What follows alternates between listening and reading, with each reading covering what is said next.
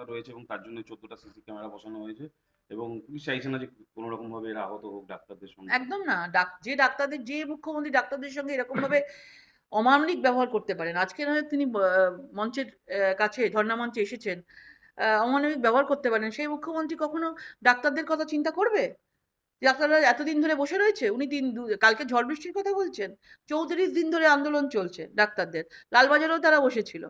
সবাই সারা পশ্চিমবঙ্গের মানুষ রাস্তার উপরে দাঁড়িয়ে আছে। তো তার এত মানবিকতা বোধ থাকবে যে তিনি মানে সিসিটিভির কথা বলবেন? সিসিটিভি ক্যামেরা বসানো হচ্ছে যাতে কারা, কারা আসছে না আসছে সেগুলো চিহ্নিত করতে পারেন।